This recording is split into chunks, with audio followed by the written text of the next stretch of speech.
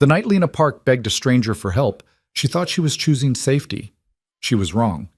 The man who saved her from a stalker outside a grease-stained cafe wasn't a hero. He was something far more dangerous.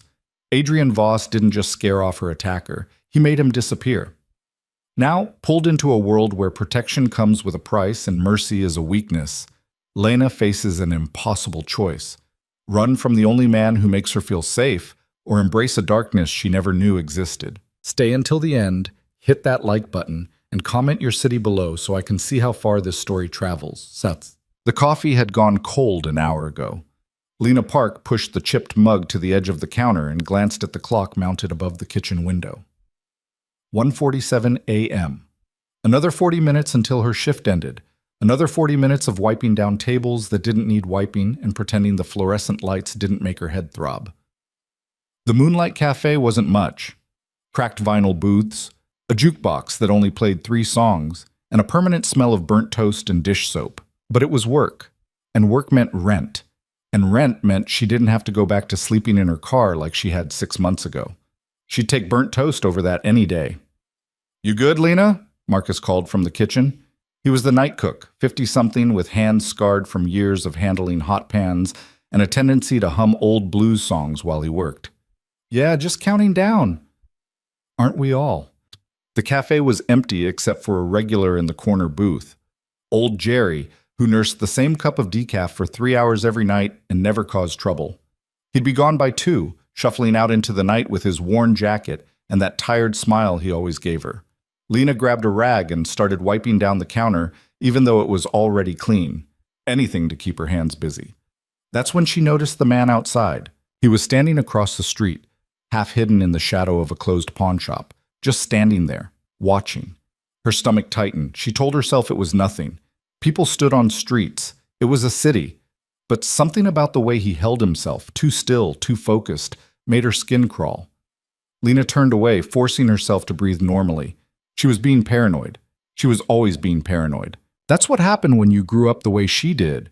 When you learned early that the world didn't care if you were scared. 5 minutes passed.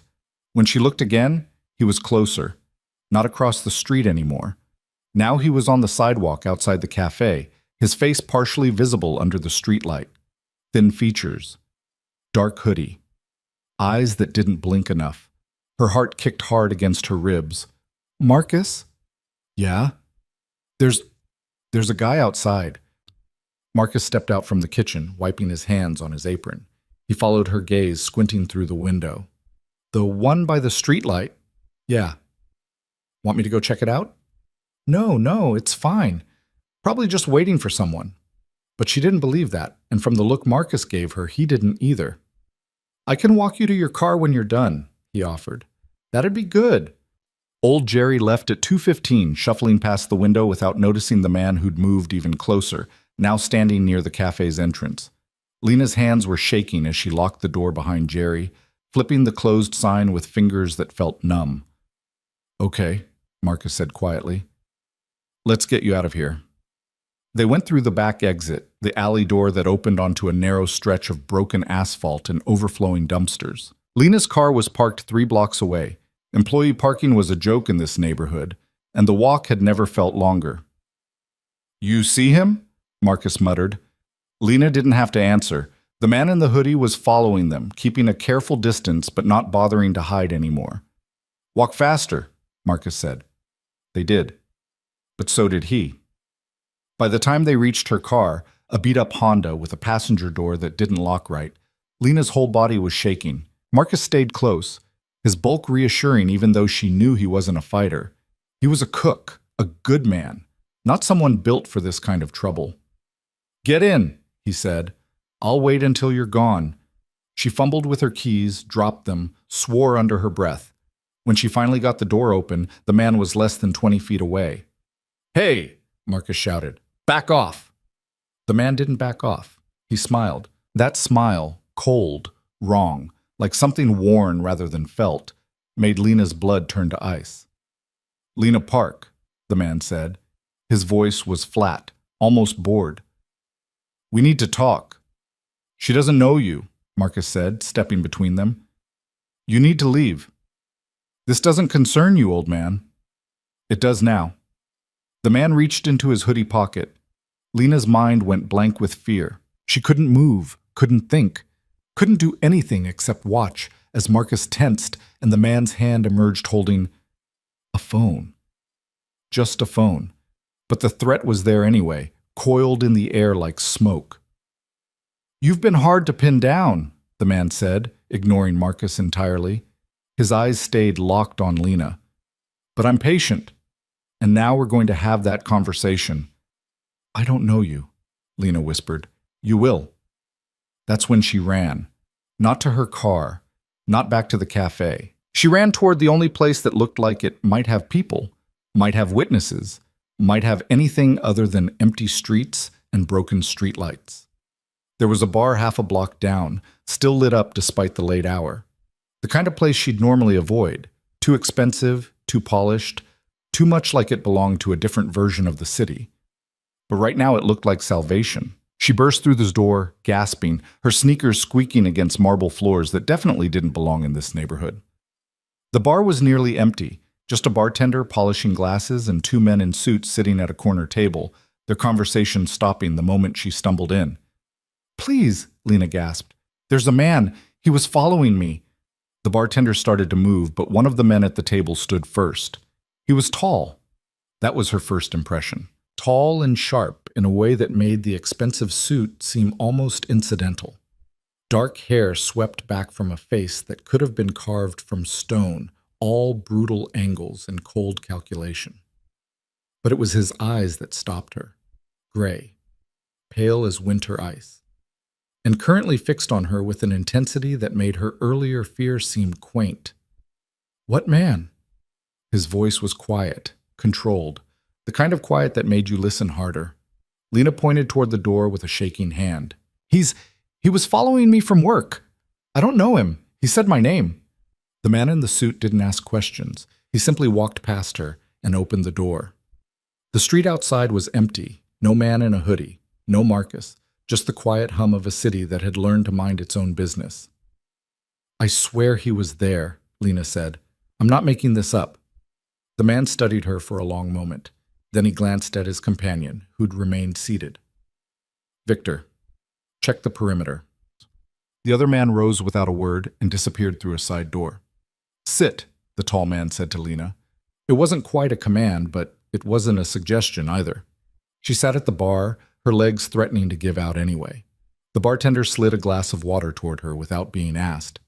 Lena drank it in 3 desperate gulps, only realizing how dry her mouth had been. "Start from the beginning," the man said. He remained standing, hands in his pockets, utterly relaxed. But there was something coiled about him, like a weapon at rest. So Lena told him about the cafe, about the man watching her, about the chase and Marcus, and the smile that had made her skin crawl. He listened without interrupting. When she finished, he said, "Your name is Lana Park."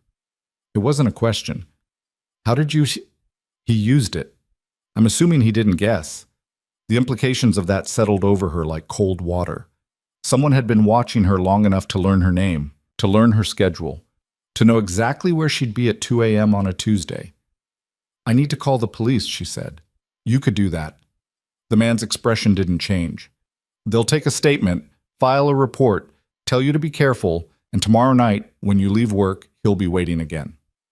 "You don't know that?" "I do." The certainty in his voice made her believe him. "Then what am I supposed to do?" He studied her for another long moment. Then he reached into his jacket and pulled out a card. Plain white. A phone number embossed in black. Nothing else. "If he approaches you again, call this number." "Who are you?" "Adrian Voss." The name meant nothing to her. She took the card anyway because she didn't know what else to do. Victor returned through the side door, shaking his head slightly. Adrian's jaw tightened, the only sign of reaction. "He's gone," Adrian said. "But that doesn't mean he won't come back." "Oh, why would he come back? What does he want from me?" "That's what I intend to find out." There was something in the way he said it that sent a different kind of shiver down her spine. Not fear exactly. Something else. Something that felt almost like safety, even though everything about Adrian Voss screamed danger. "I should go," Lena said, standing on unsteady legs. Where's your car? 3 blocks east. Victor will drive you? That's not necessary. It wasn't a question, and this time it really wasn't. Victor was already moving toward the door, keys in hand. Adrian walked with them, his presence somehow making the empty street feel less threatening. When they reached her Honda, Victor did a quick check of the interior before nodding to Adrian. Thank you, Lena said, though the words felt inadequate. Adrian's expression softened fractionally. Be careful, Miss Park, and keep that number close. She drove home with Victor's headlights in her rearview mirror the entire way, only disappearing after she'd parked and made it safely inside her apartment building. That night, Lena didn't sleep. She sat by her window watching the street below, turning Adrian's card over and over in her hands. The embossed numbers caught the light from passing cars, and she tried to tell herself she'd never need to use them. She was lying. She already knew, somewhere deep in her gut, that this wasn't over.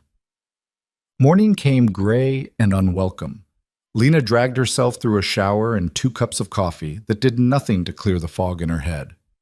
She had the day shift at a different job, data entry at a medical billing company, the kind of soul-crushing work that paid slightly better than the cafe and required her to pretend she cared about insurance codes. She was halfway through her commute when she saw the news alert on her phone. Man found beaten in West District. Police investigating. Her thumb hovered over the headline. She shouldn't click it. She already knew what she'd find. She clicked it anyway. The article was brief. A man had been discovered in an alley near Madison Street, just 2 blocks from the Moonlight Cafe, around 4 a.m. Severe injuries. Currently in critical condition at Metro General. Police had no suspects, but were asking anyone with information to come forward. There was a photo, grainy, pulled from security footage. It was him, the man in the hoodie. Lena's coffee went cold in her hand. She made it through work on autopilot, typing numbers that blurred together. Taking a lunch break, she spent staring at her phone. Marcus called around 2. You see the news? His voice was tight. Yeah. That was him, wasn't it? The guy from last night. I think so. A long pause. Lena, what the hell happened after you ran? I went to a bar. There was a man there. He walked me back to my car. That's it. The guy who walked you back, did he give you a name? She hesitated. Why? Because I've been in this neighborhood a long time, and I know what happens to people who cross certain lines. That man who was following you, someone sent a message, a real clear one. You think it was the man from the bar? I think you should be careful who you owe favors to. After Marcus hung up, Lena sat in her cubicle and stared at the gray fabric walls. She should feel relieved. The threat was gone. She was safe, but all she felt was hollow. She left work at 5 and headed straight home, taking a different route than usual, checking her mirrors every 30 seconds. Her apartment building looked exactly the same. Weathered brick, a door that stuck, stairs that creaked, but somehow it felt different now, like she'd crossed a line without meaning to. Inside her apartment, she locked the door, threw the deadbolt, and put the chain on for good measure. Then she sat on her couch and stared at Adrian's card. She should throw it away. Should forget this whole thing ever happened. Her phone rang. Unknown number. She almost didn't answer, but her hand moved on its own, lifting the phone to her ear. Miss Park? Adrian's voice was unmistakable. How did you get this number? That's not important. What's important is that we need to talk. About what? About the man who was following you, and about why he wasn't acting alone. Her blood went cold. What are you talking about? Not over the phone. There's a restaurant on 5th and Carson. Be there at 8. I'm not going anywhere with you. Then you'll die. The words were delivered with such casual certainty that for a moment Lena forgot to breathe. That's not funny, she whispered. It's not meant to be. 8 o'clock, Miss Park. Don't be late. He hung up. Lena sat frozen on her couch, the phone still pressed to her ear, listening to dead air. She had 2 choices. Stay home and hope Adrian was wrong. Or walk into the unknown and hope he was right. Neither option felt safe, but only one felt like choosing. The restaurant was nothing like she expected. Lena had pictured something dark, underground, the kind of place where deals were made in shadow. Instead, she found herself standing outside an elegant bistro with soft lighting and couples sharing wine at tables covered in white cloth. She almost turned around, but the door opened before she could, and a hostess with a practiced smile gestured her inside. "Miss Park? Mr. Voss is expecting you." Of course he was. Adrian sat at a private table near the back, partially hidden by a screen of frosted glass. He stood when she approached, the gesture automatic and oddly formal. "You came," he said. "You said I'd die if I didn't." "I don't make threats, Miss Park. Only observations." He pulled out a chair for her. After a moment's hesitation, she sat. Up close, in better lighting, Adrian was even more striking than she'd remembered. Sharp cheekbones, a jaw that could cut glass, and those pale eyes that seemed to see straight through whatever defenses she tried to maintain. "You're not going to explain the phone number thing?" she asked. "No." "Great. Love the transparency." A ghost of a smile crossed his face. "You have spirit. That's good. You'll need it." A waiter appeared, poured water, disappeared.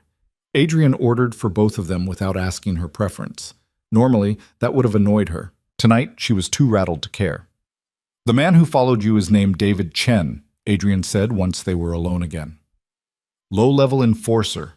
Works for whoever pays him. Currently in critical condition with 3 broken ribs, a shattered jaw, and injuries that suggest someone wanted to make a point." "Did you do it?" "Would it matter if I said no?" "Yes." He leaned back slightly, studying her. "Then no. I didn't touch him, but I know who did." "Who?" "Someone who works for me." The confirmation settled between them like a stone. "Why?" Lena asked. "I'm nobody.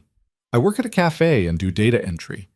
Why would someone like you, someone who has people who do that to other people, why would you care if some creep followed me home?" "Because David Chen wasn't following you randomly. He was following you because someone hired him to." The room tilted slightly. "Hired him to do what?" "Watch you, track your movements, report back." "To who?"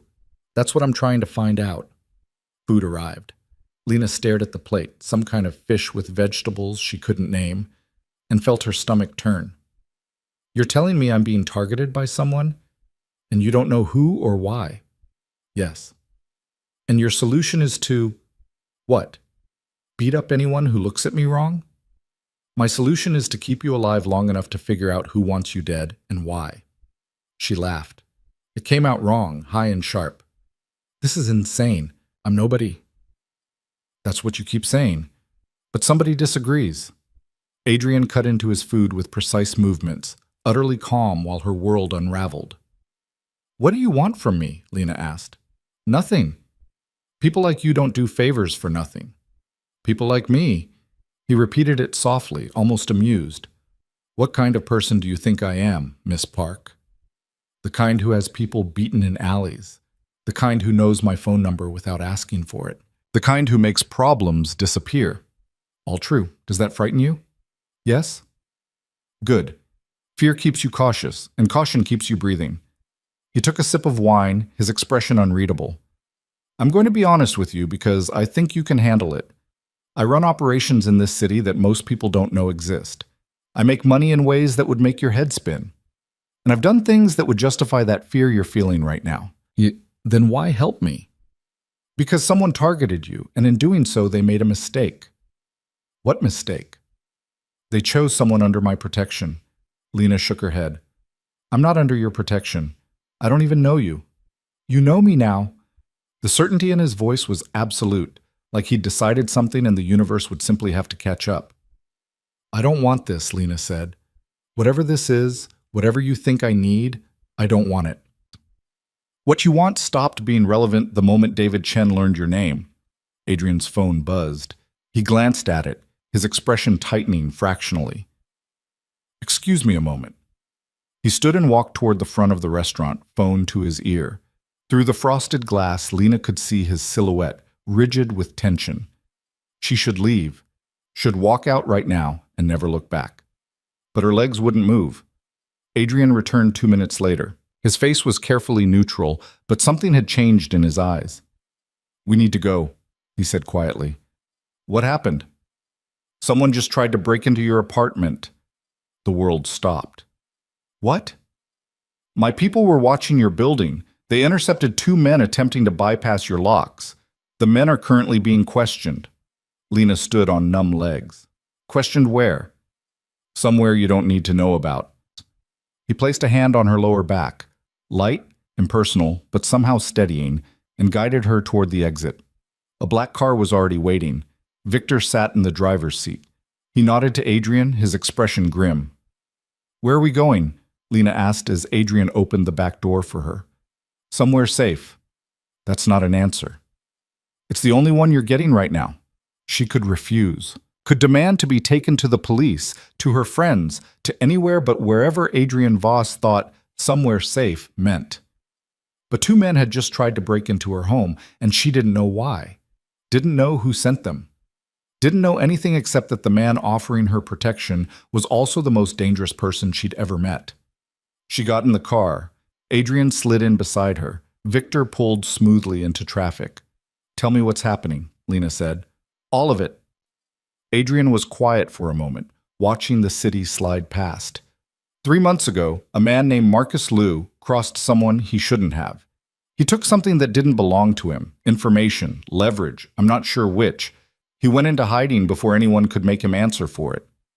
What does that have to do with me? Marcus Liu had a daughter. Her name was also Lena. Different last name, different life. She died 2 years ago in a car accident. The pieces clicked into place with sickening clarity. They think I'm her, Lena whispered. Yes, but I'm not. I've never even heard of Marcus Liu. I know, but they don't, and by the time they figure out their mistake, you'll already be dead. The car turned onto a tree-lined street that looked like it belonged in a different city.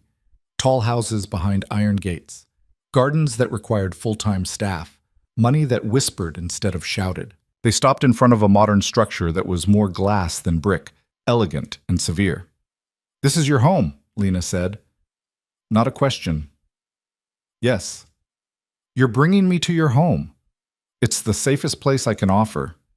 She looked at him, really looked at him, at the expensive suit that probably cost more than her monthly rent, at the watch that caught the streetlight, at the face that could have belonged to a CEO or a senator or anyone except what he actually was. Who are you? She asked again. This time he answered differently. I'm the man who's going to keep you alive. Everything else is just details.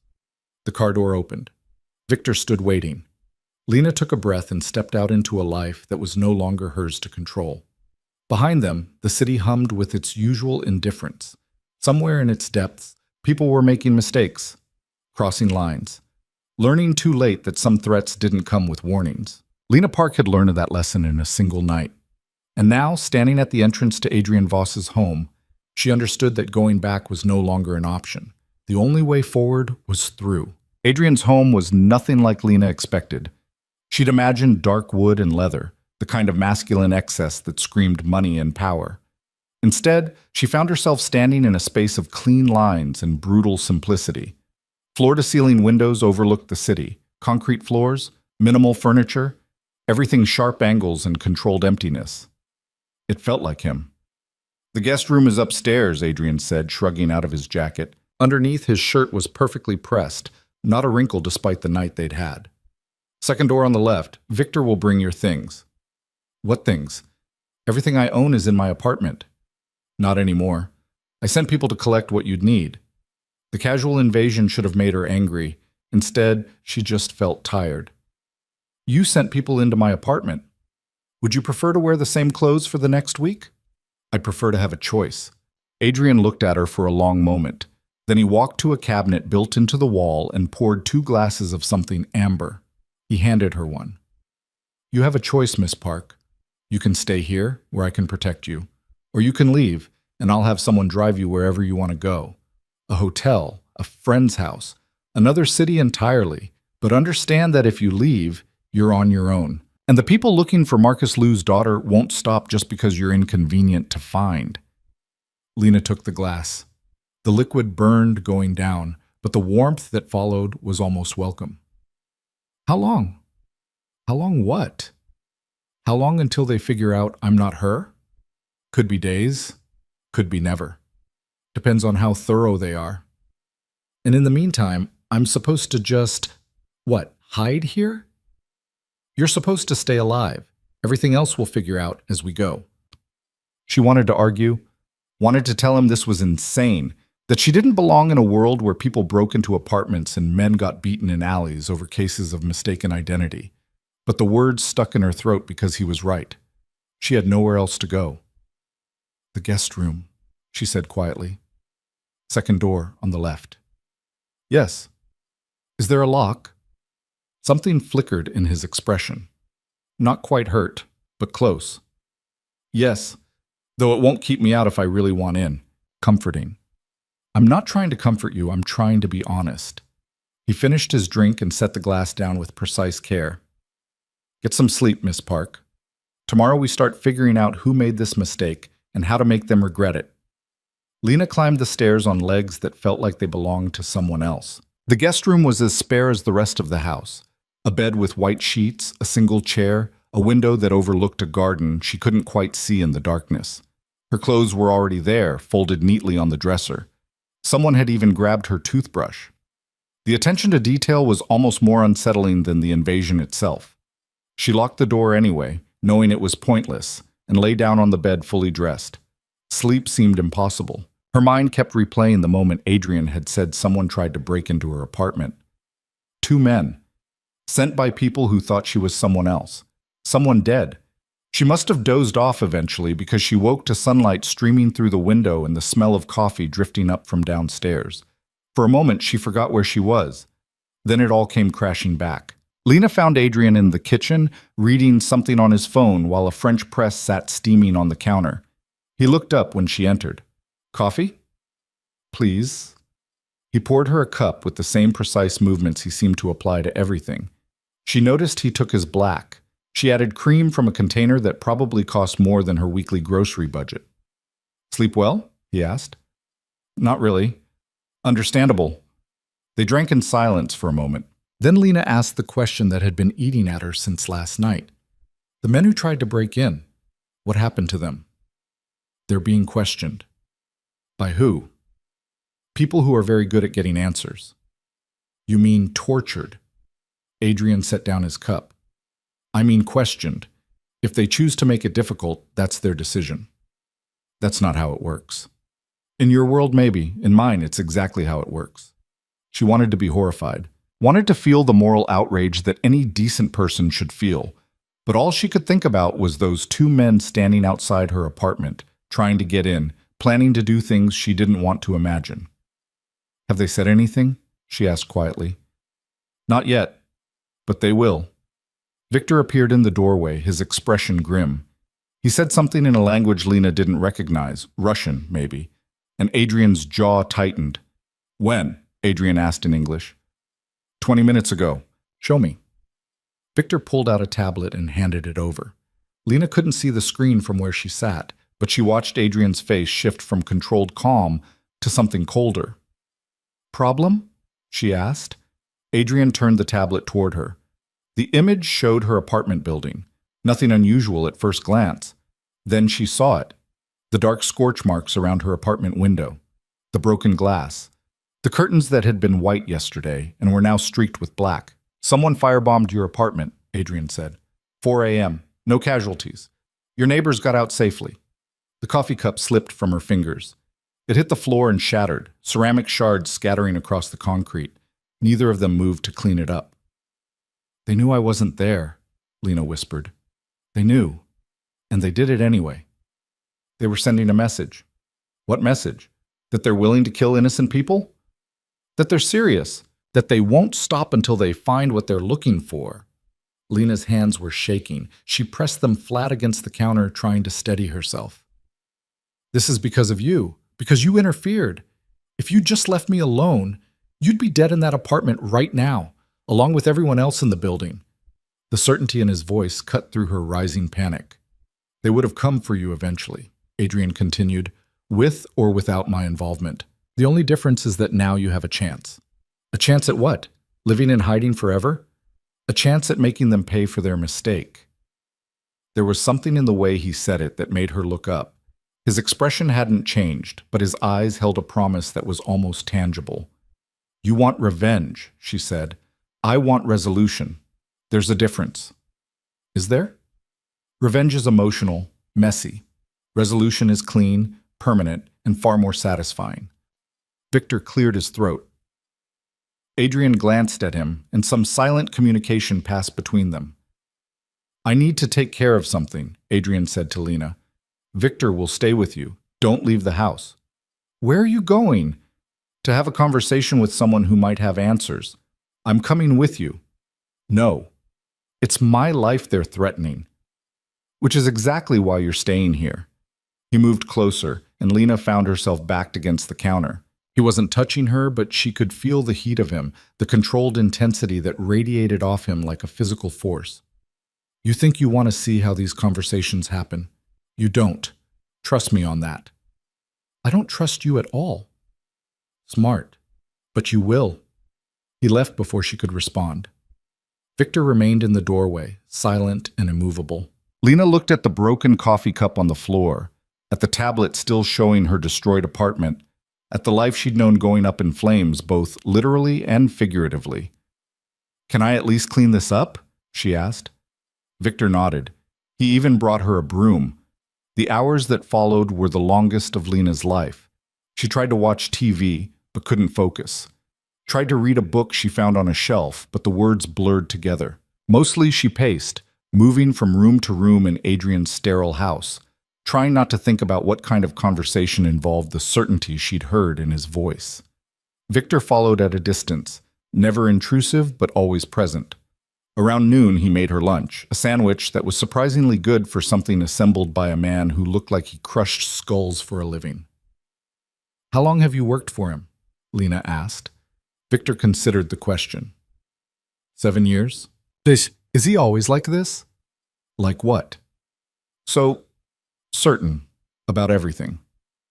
"Mr. Voss doesn't do uncertainty. It's a luxury he can't afford." "That sounds exhausting." "It keeps him alive." Lena ate her sandwich and wondered what kind of life required that level of constant vigilance, wondered what Adrian had done to earn it. He returned just after 3.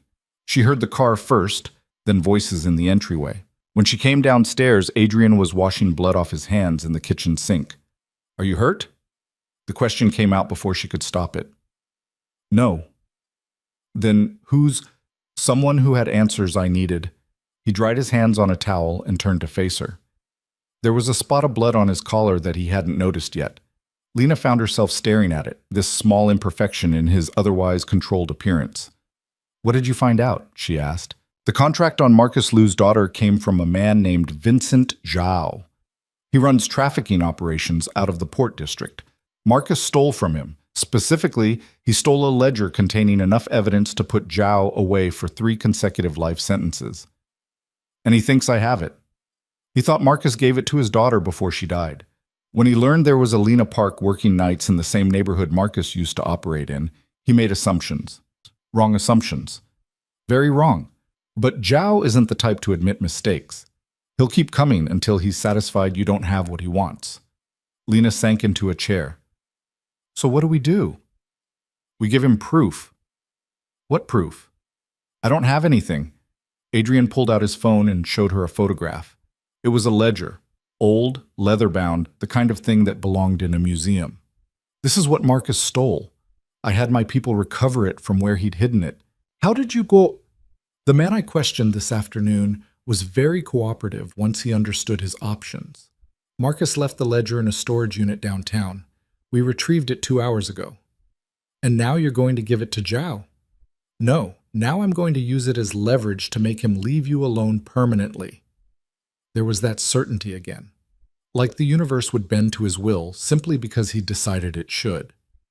"What if he doesn't care about leverage?" Lena asked. "What if he just wants me dead anyway?" "Then I'll kill him first." He said it so casually, like he was discussing the weather, like taking another person's life was just another item on his to-do list. "You can't just—" "I can. I have. And I will again if necessary. That's the world you're in now, Miss Park. The sooner you accept that, the easier this becomes." She wanted to argue, wanted to tell him he was wrong, that there had to be another way. But she'd seen her apartment in flames, seen the blood on his hands, seen the cold calculation in his eyes when he talked about resolution. This was who he was. And right now he was all that stood between her and people who wanted her dead for a mistake that wasn't even hers. When? She asked. When what? When do you give him the ledger? Tonight. There's a meet already arranged. Zhao thinks he's buying information about your location. Instead, he's going to get a very different offer. I'm coming with you. Absolutely not. You said it yourself. I'm already in this world. Might as well see how it works. Adrian studied her for a long moment. Then, surprisingly, he smiled. It transformed his face, made him look younger, almost human. You're braver than you look, Miss Park. Or stupider. Sometimes there's not much difference. He glanced at Victor, who'd been standing silent through the whole exchange. Get her something appropriate to wear. And a vest. A vest? Lena repeated. Bulletproof. Just in case. Oh, good. That makes me feel so much better. But she didn't argue when Victor led her upstairs to find clothes that wouldn't immediately mark her as someone who didn't belong in whatever world they were about to enter. An hour later, she found herself dressed in black jeans and a fitted jacket that somehow made her look older, sharper. The bulletproof vest underneath was surprisingly light, though knowing what it was for made her stomach churn. Adrian appeared in the doorway, dressed similarly. He'd changed his blood-stained shirt for a fresh one. Ready? No. Good answer. The drive to the Port District took 40 minutes. Lena watched the city transform outside the window, the polished streets of Adrian's neighborhood giving way to industrial blocks, abandoned warehouses, streets where the lights worked only half the time. This is where Marcus operated, Adrian said, following her gaze. Before he made his mistake. What was his mistake, besides stealing from a trafficker? He thought he was smarter than he actually was, thought he could leverage information for a better life. Instead, he got his daughter killed and ended his own life in hiding. How do you know he's dead? Because if he wasn't, he would have come for the ledger by now. Some things are worth more than survival. The car pulled into what looked like an abandoned shipping facility. Rusted containers stacked like forgotten Legos, concrete cracked and sprouting weeds, the smell of salt water and decay. 3 other cars were already there. Stay close to Victor, Adrian said. If shooting starts, he'll get you out. If shooting starts, we're all going to die. Probably. But let's try to avoid that. He got out of the car with a calm that seemed almost meditative. Lena followed on shaking legs, Victor a solid presence at her back. The men waiting by the other cars were exactly what she'd imagined. Hard faces, expensive suits that didn't quite hide the weapons underneath, eyes that tracked movement like predators. One man stepped forward, older, maybe 60, with silver hair and a face that had seen too much sun. Vincent Zhao. You brought a guest, Zhao said, his accent faint but present. How unexpected. This is Lena Park, Adrian said, the woman you've been trying to kill. Zhao's expression didn't change. I have no idea what you're talking about. Of course you don't. Just like you have no idea about the 2 men who tried to break into her apartment, or the firebomb that destroyed it, or the contract you put out on Marcus Liu's daughter. Marcus Liu's daughter is dead. Yes, she is. This isn't her.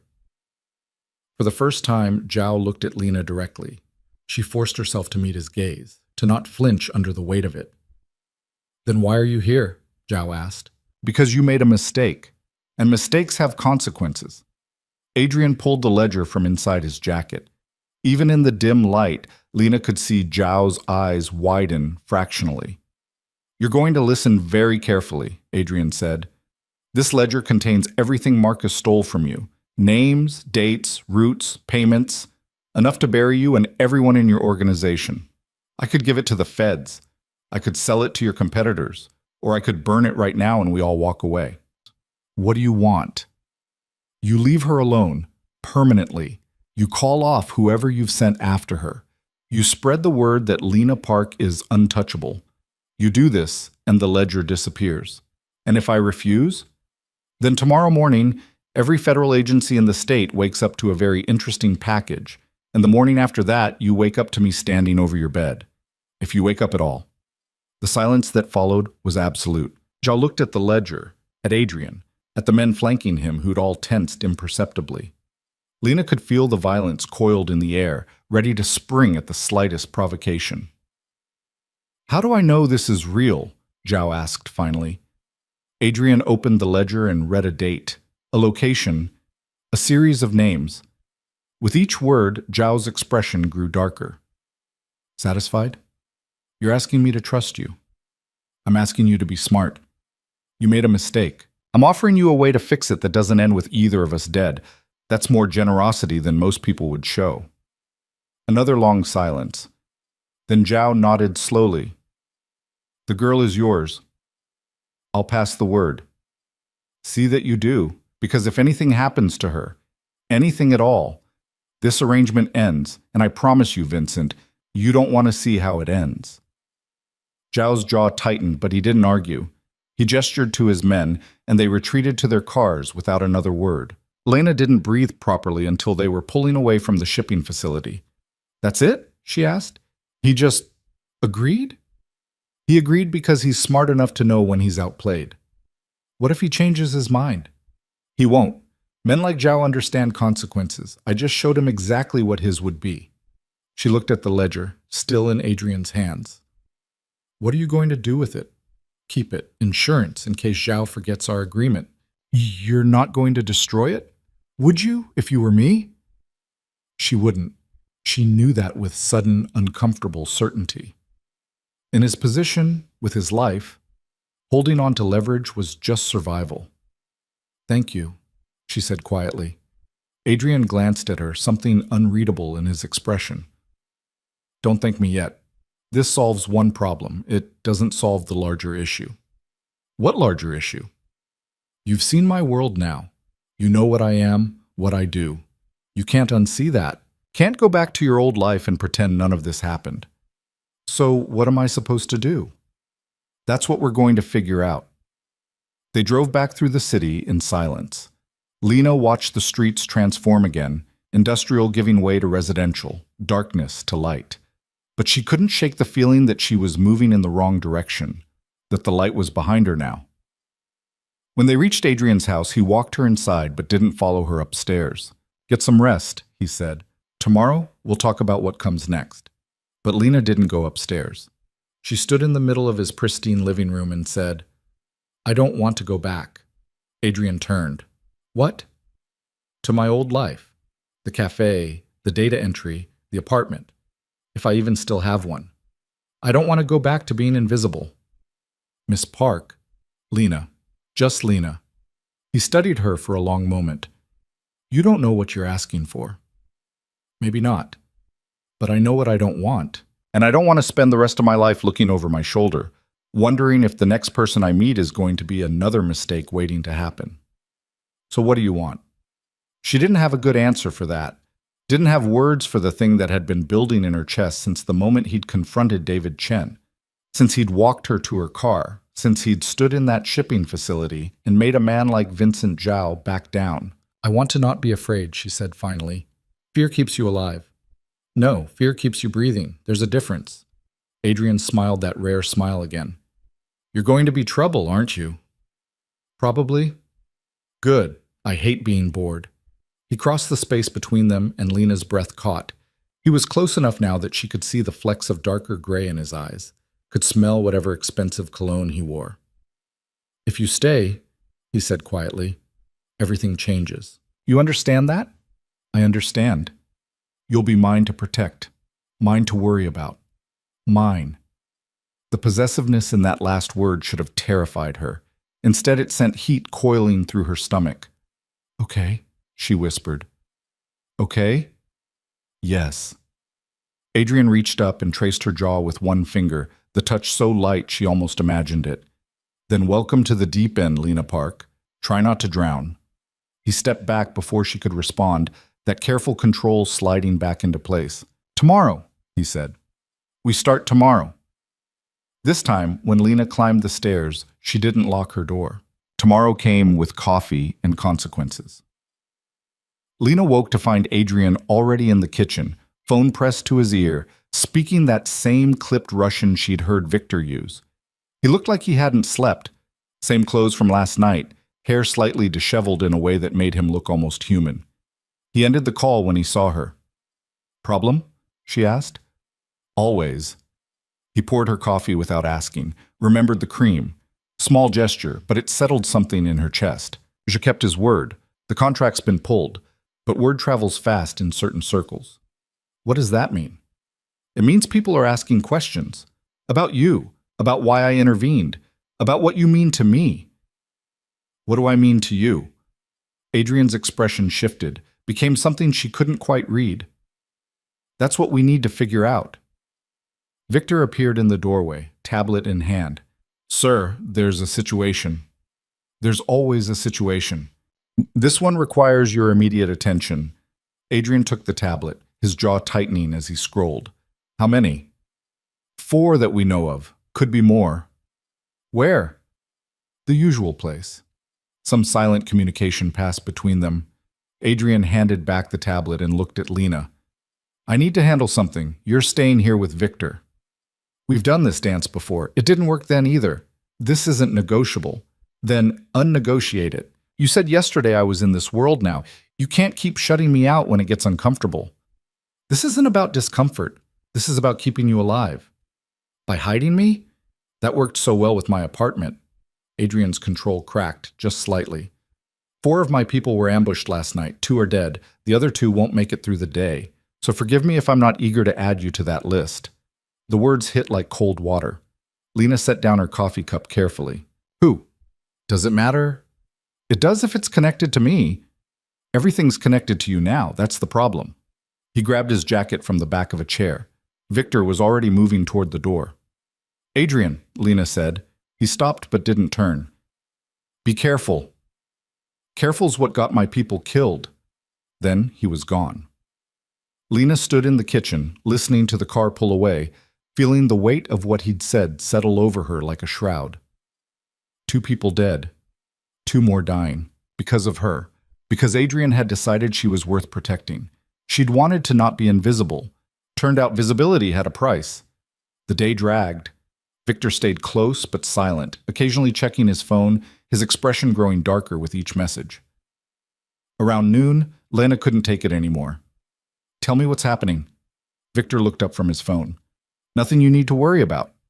"People are dying. I think I need to worry about that." "People die in this business. It's not personal." Adrian made it personal when he decided to protect me. Victor was quiet for a long moment. Then he said, "The men who were killed last night were guarding one of Mr. Voss's warehouses. Someone knew they'd be there, knew exactly when and how many. This wasn't random."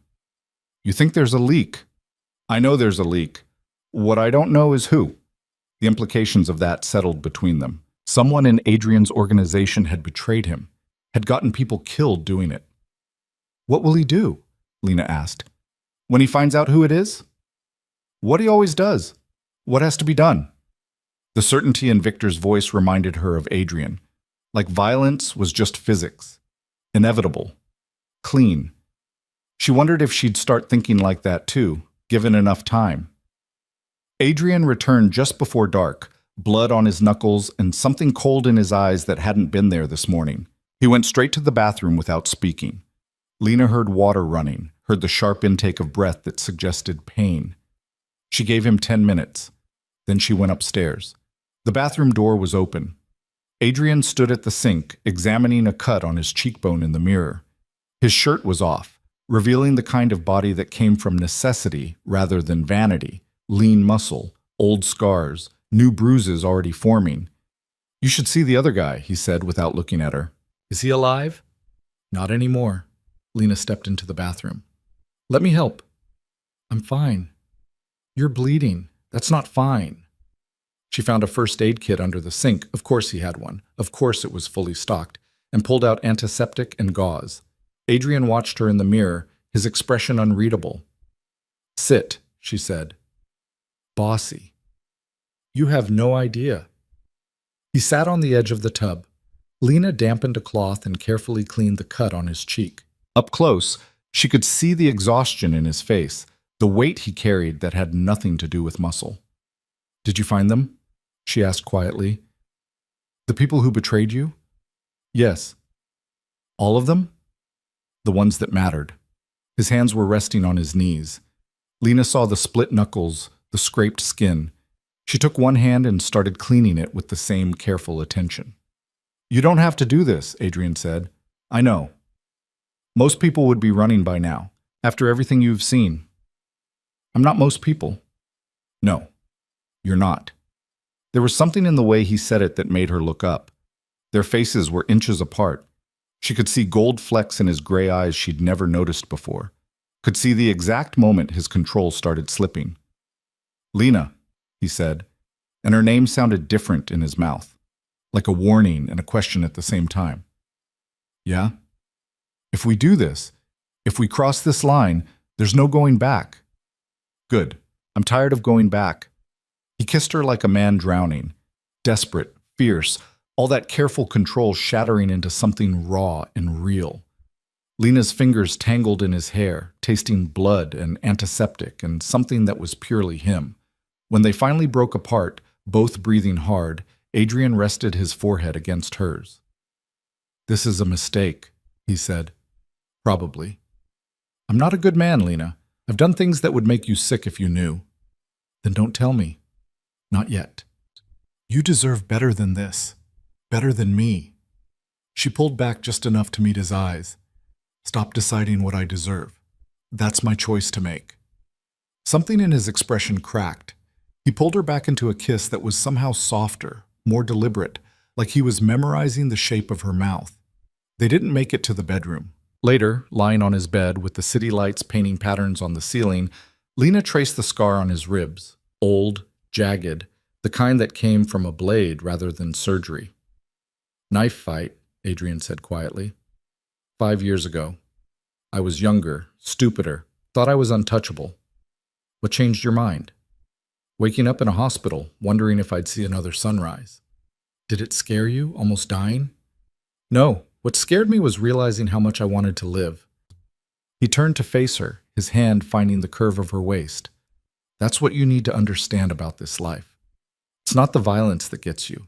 It's caring about something enough that losing it becomes unbearable. Is that what I am?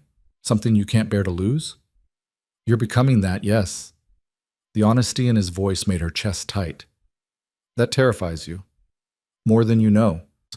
She kissed him again, slower this time, trying to communicate something she didn't have words for. When she pulled back, his eyes had that softness she was starting to recognize, the one he tried so hard to hide. Stay with me tonight, he said. I wasn't planning on leaving. I mean here, in this bed. I sleep better when… He stopped, like admitting it cost him something. When what? When I'm not alone. Lena settled against his chest, listening to his heartbeat, feeling the rise and fall of his breathing. Then you're not alone anymore. She felt him relax just slightly, felt the tension that seemed permanently carved into his shoulders ease a fraction. They didn't talk about what it meant, didn't put labels on what was happening between them. But when Lena woke in the middle of the night to find Adrian's arm around her waist, his face buried in her hair, she understood. This was real, and real meant dangerous in ways she was only beginning to comprehend. The next 3 weeks fell into a rhythm that felt almost normal if you ignored the armed guards and the occasional bloodstain. Lena learned the layout of Adrian's world, the legitimate businesses that fronted the illegitimate ones, the people who answered to him, the delicate balance of power that kept everything from collapsing into chaos. She met his inner circle, Marcus, who handled logistics with the precision of a surgeon, Yuri, who managed the financial operations and had a laugh that didn't match his body count, Diana, who ran security and looked at Lena like she was a problem that needed solving. She doesn't trust me, Lena said one night after Diana had given her another assessing stare. She doesn't trust anyone, Adrian replied. It's why she's still alive. Does she know? About us? Everyone knows? You think we're subtle? They weren't. Adrian touched her constantly now, a hand on her lower back, fingers lacing through hers, that possessive way he pulled her close in rooms full of dangerous people, claiming her, making it clear she was his. Lena should have hated it, the caveman possessiveness, the way he made decisions about her safety without asking. Instead, She found herself leaning into it, into him. Maybe that made her weak, or maybe it just made her human. The attack came on a Tuesday. Lena was leaving a boutique. Adrian had insisted she needed clothes that fit his world, had sent her with Diana and 3 guards who followed at a discreet distance. She'd just stepped onto the sidewalk when the van screeched to a halt. 3 men poured out. Diana moved fast, putting herself between Lena and the threat. "Get back inside!" But Lena froze. Classic mistake. The kind that got people killed. One of the guards went down first, blood spraying from his throat. Diana fired twice, dropped one attacker, spun to engage another. The 3rd man lunged for Lena. She tried to run. His hand caught her hair, yanked her backward. Pain exploded across her scalp. She heard Diana shouting, heard gunfire, heard the scream that took her a second to realize was her own. Then the man holding her jerked and dropped. Victor stood behind him, gun still raised, his expression flat. "Move," he said. Diana grabbed Lena's arm and hauled her toward the waiting car. More gunfire, someone was screaming, one of the attackers, hit but not dead. Victor finished what he'd started with brutal efficiency. They were 3 blocks away before Lena's hand stopped shaking enough to speak. "How did you know?" she asked. "We didn't," Diana said. Her voice was tight. "But Mr. Voss has had extra security on you since the warehouse hit." He was right to. "Who were they?" "We'll find out." They found out within an hour. The surviving attacker, bleeding, terrified, told Adrian everything he wanted to know before he died. Lena wasn't there for the questioning, but she saw Adrian when he came home, saw the blood that wasn't his, saw something in his eyes that looked like barely controlled rage. "Zhao?" she asked. "No, someone else, someone who thinks taking you will make me weak." "Will it?" He crossed the room and pulled her into his arms hard enough to hurt. "Yes, and that's the problem." She could feel him shaking. This man who faced down armed men without flinching was shaking because she'd almost been taken. "I'm okay," she said against his chest. "You almost weren't. 3 seconds slower and you'd be gone. Do you understand that? 3 seconds. "Adrian, I can't do this." He pulled back, his hands gripping her shoulders. "I can't lose you. I won't survive it." "You won't lose me." "You don't know that. No one knows that. This world, it takes everything, everyone. It's just a matter of time." Lena grabbed his face, forcing him to meet her eyes. "Then we make the most of the time we have. That's all anyone gets anyway." "That's not enough." "It has to be." He kissed her like the world was ending. Maybe it was. In his world, endings came fast and violent and without warning. When he finally pulled back, his eyes had that cold calculation she recognized. He was making a decision. She could see the wheels turning. "What are you thinking?" she asked. "That there's only one way to make you truly untouchable." "What way?" He dropped to one knee right there in the middle of his living room, pulled a ring from his pocket. Where the hell had that come from? And looked up at her with an expression that was half desperation, half determination. "Marry me." Lena's brain short-circuited. "What?" "Marry me. Tomorrow, today, right now. I don't care.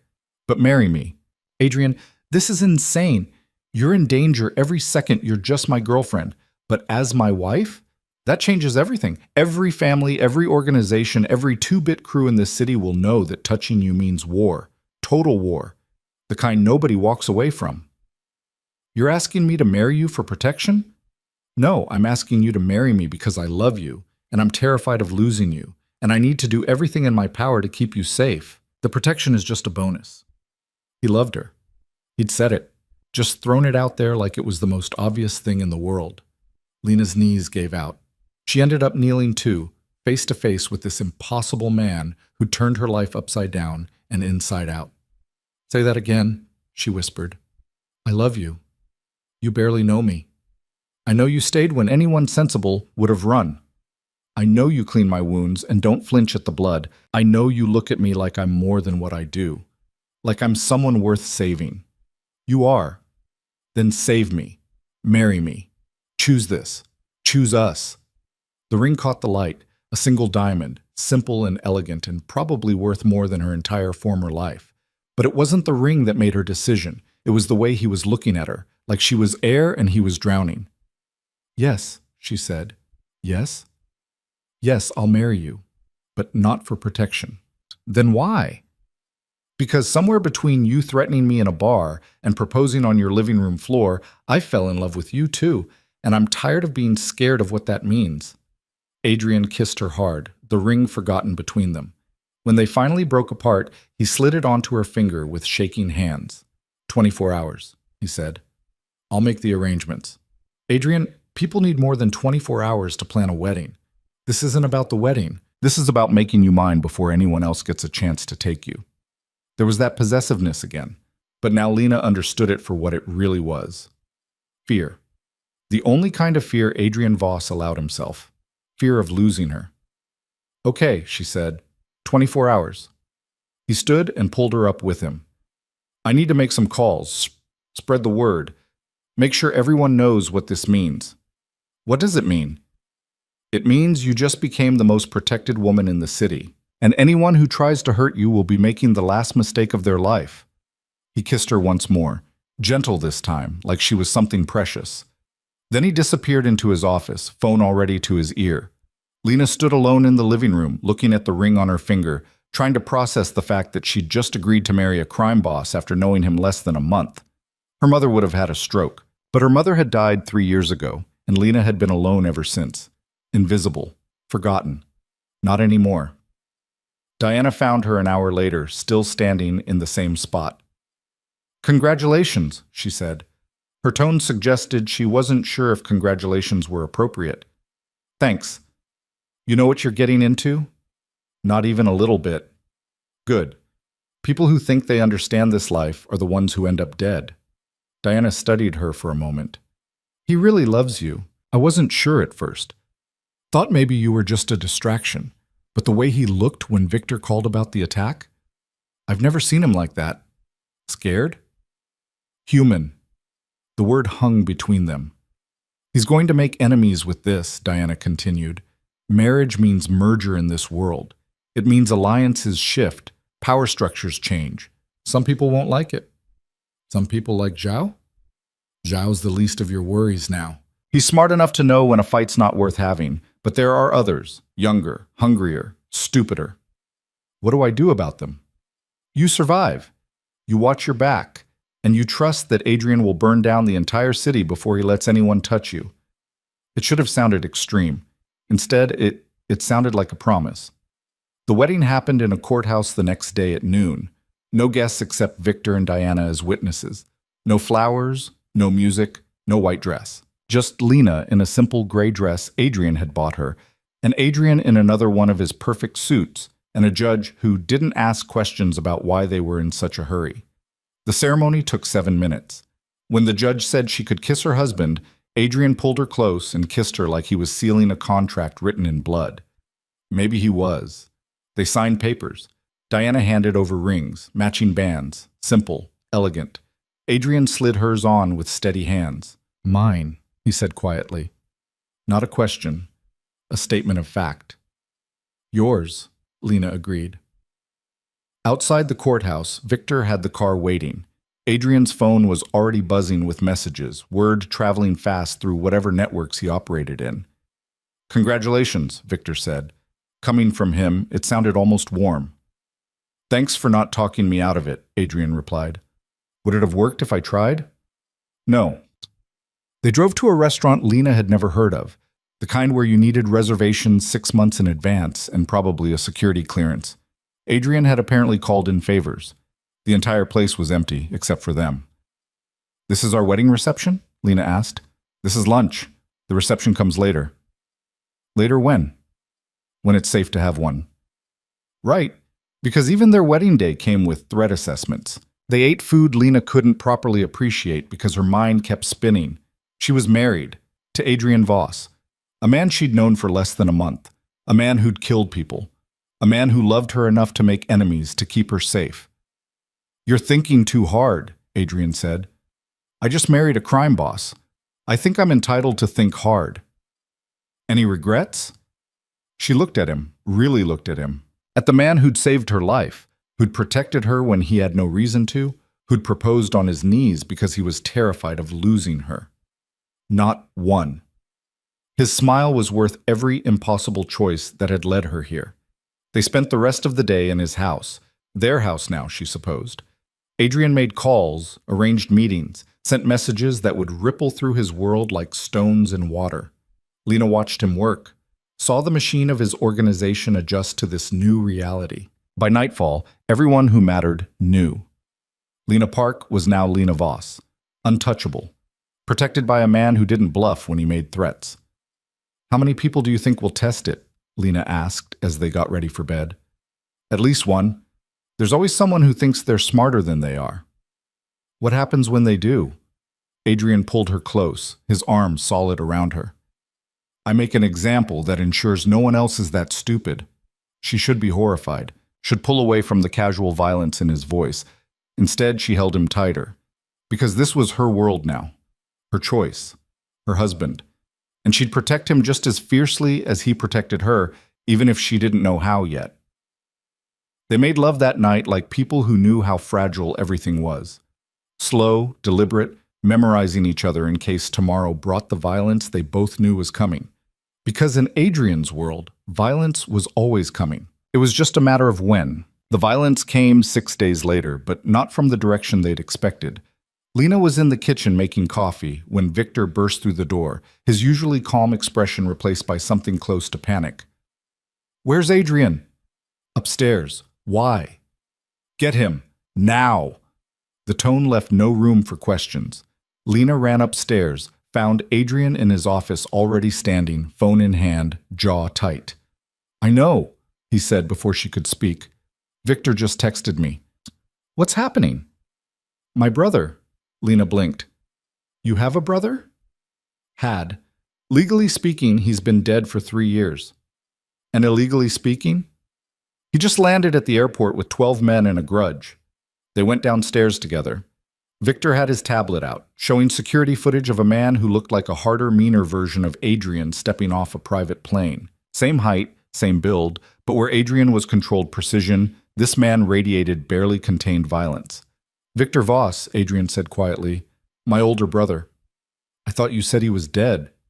"He was supposed to be. I paid a lot of money to make sure of it." Something in his tone made Lena's blood run cold. "What did you do?" "What I had to. Victor didn't just cross lines, he erased them. Trafficking operations that made Zhao look like a street dealer. Protection rackets that burned neighborhoods to the ground. He was going to destroy everything our father built, so I made a choice." "You exiled him." "I tried to kill him. He survived. I settled for buying off everyone who might tell him where I was. Clearly, I didn't pay enough." Diana appeared in the doorway, already armed. "He's headed to the waterfront, making noise about reclaiming what's his." "Everything's his, according to Victor," Adrian said. "He's the firstborn. Traditional succession should have given him the organization. The fact that I took it instead is an insult he spent 3 years nurturing." "What does he want?" Lena asked. Adrian looked at her, something bleak in his eyes. "Everything I have, including you." The words settled like ice in her stomach. "He doesn't know about the marriage," Victor said. "We kept it quiet outside our immediate circle. If he did, he'd already be here." "Then we use that," Diana said. "Let him think she's just a girlfriend, someone he can leverage." "No." Adrian's voice was flat. "We're not hiding what she is. That's how this started, with secrets and half measures. Victor's going to find out anyway. Better he hears it from me." "That's a mistake," Diana argued. "You know what he'll do." "I know exactly what he'll do, which is why we're going to be ready for it." Adrian turned to Lena. "I need you to understand something. Victor isn't like the people you've met so far. So the men who tried to take you, they're professionals. They have codes, however twisted. Victor doesn't have codes. He has appetites." "You're scaring me." "Good. You should be scared, because the moment he learns you exist, learns what you mean to me, he's going to come for you with everything he has." "Then what do we do?" "We go to him first, on our terms, in front of witnesses who matter." Victor's expression suggested he thought this was a terrible idea. Diana looked like she agreed, but neither of them argued. Adrian made calls, arrangements were set in motion with the efficiency of a military operation. By noon, a meeting was scheduled at a neutral location, a restaurant owned by an old family that held no allegiance to either brother.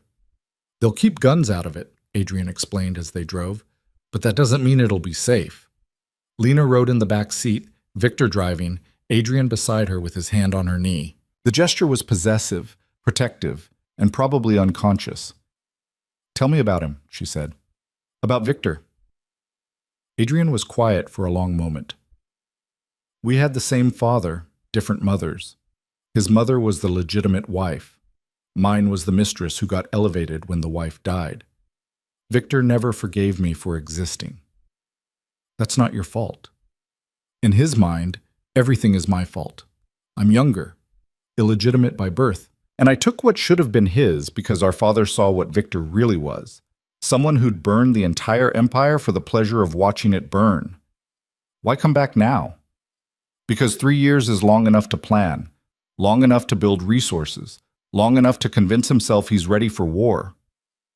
The restaurant came into view, elegant, old money, the kind of place that had survived decades by knowing when to look the other way. They were expected. The owner himself greeted them at the door, his expression carefully neutral. "Mr. Voss, your party is waiting."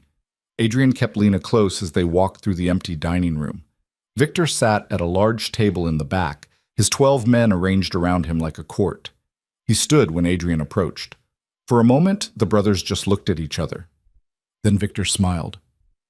"Little brother, you've been busy." "Victor, I'd say it's good to see you, but we both know that's not true." "No love lost, then. Good. I hate pretense." Victor's eyes slid to Lena. "And who's this, your latest toy?" "My wife." The word dropped like a bomb. Victor's smile didn't change, but something shifted in his eyes. "Wife. How domestic. I didn't know you had it in you to commit to anything that didn't come with a profit margin." "There's a lot you don't know about me anymore." Clearly, Victor moved closer. One of his men started to follow, but Victor waved him off. He circled Lena slowly, assessing. "She's pretty. Bit plain for someone with your resources, but I suppose that's the appeal. Something pure to corrupt." "Careful," Adrian said quietly. "Or what? You'll exile me again? Kill me this time? We both know you don't have the spine for it, Adrian. You never did. That's why Father chose you, because you could be controlled. Father chose me because I understood that power without restraint is just destruction. You never learned that lesson. But restraint is weakness, and weakness gets you killed." Victor turned his attention back to Lena. "Tell me, Mrs. Voss, do you know what your husband did to earn his throne, the bodies he buried, the people he betrayed?" "I know enough," Lena said. Her voice was steadier than she felt. "Do you? Did he tell you about the fire in the South District? 47 people dead because he wanted to make a point about territory? Did he mention the families he's destroyed? The children who lost parents because Daddy Dearest crossed the wrong line?" "That's enough," Adrian said. "Is it? I'm just getting started." Victor leaned closer to Lena. "Here's what's going to happen, sweetheart. Adrian's going to step aside and give me back what's mine. And you're going to come with me as insurance that he doesn't try anything stupid." Adrian moved fast. 1 second he was standing beside Lena, the next he had Victor by the throat, slammed against the nearest wall. Victor's men reached for weapons. Victor and Diana drew faster. The restaurant owner appeared from nowhere. "Gentlemen, you agreed to the rules." For a long moment, nobody moved. Then Adrian released Victor and stepped back. Victor rubbed his throat, still smiling. "There he is. The killer underneath the suit. I was starting to think exile had neutered you." "I gave you a chance to disappear," Adrian said, "to build a life somewhere else. You should have taken it. And let you keep everything? Our father's empire, his respect, his name? You stole my birthright, Adrian. I'm here to take it back. The organization chose me. Every captain, every family, they all voted. They voted for stability, for the safe choice. But stability is boring, and I'm going to show them what real power looks like." Adrian's expression didn't change, but Lena felt him tense. "If you move against me, it won't be a quiet transfer of power. It'll be war. I'm counting on it. People will die. People die anyway. At least this way it'll mean something." There was no reasoning with him. Lena could see it in Victor's eyes. The The same cold certainty she'd seen in Adrian, but without the control, without the conscience. "You have 48 hours," Victor said. "Step down voluntarily, and I'll let you and your pretty wife leave the city alive. Refuse, and I'll take everything from you piece by piece, starting with her." Adrian's hand found Lena's. "Touch her, and I'll kill everyone you've ever cared about, everyone you've ever spoken to. I'll burn your life down so thoroughly that people will forget you ever existed." Bold words for someone who's already lost. "We'll see." The brothers stared at each other for another long moment. Then Victor gestured to his men, and they filed out of the restaurant without another word. When they were gone, Adrian sagged slightly. Lena had never seen him look tired before. "That went well," Victor said dryly. "About as expected." Adrian turned to Lena. "I'm sorry you had to hear that. About the fire." "Did you do it? Kill those people?" "Yes." The honesty was almost worse than a lie would have been. "Why?" "Because the alternative was letting a rival organization establish a foothold that would have gotten hundreds more killed in the long run. I made a choice, a terrible one, but I made it." Lena wanted to be horrified, wanted to pull away from this man who'd just admitted to mass murder, but she'd asked for the truth and he'd given it to her. "What do we do now?" she asked instead. "We prepare for war." The next 48 hours were a blur of activity. Adrian called in every favor he had, reached out to every family that owed him loyalty, made it clear that choosing Victor meant choosing destruction. Some listened. Others stayed neutral, waiting to see which brother would come out on top. A few chose Victor. "He's offering them more," Diana explained, showing Lena a ledger of defections. "Better territories, higher percentages, less oversight. Everything Adrian won't give them because he knows it's unsustainable. Will it be enough for Victor to win? Depends on how many people value short-term gain over long-term survival." Lena spent most of those 2 days in Adrian's office, watching him work. She'd known he was powerful, had seen glimpses of what he controlled, but this was different. This was seeing the full scope of the machine he'd built, the legitimate businesses that funded the illegitimate ones, the political connections that kept law enforcement at bay, the network of loyalty and fear that held everything together. Victor wanted to take all of it, and he might actually succeed. "Talk to me," Lena said on the second night. They were alone in his office, everyone else having been sent home to prepare for whatever was coming. "About what?" "About what you're thinking. You've barely slept. You're running scenarios in your head. Share them with me." Adrian looked up from the papers spread across his desk. "I'm thinking that I might lose, that Victor might actually pull this off." "Do you believe that?" "I believe he's willing to go further than I am, and in this world that often matters more than being right." "What happens if you lose?" "We run. New city, new identities, new life. I have resources Victor doesn't know about. We'd survive." "And everyone who chose you over him?" Adrian's expression went dark. "Victor would make examples of them, show that loyalty to me was a fatal mistake." "So we can't lose." "No, we can't." Lena crossed the office and took his hand.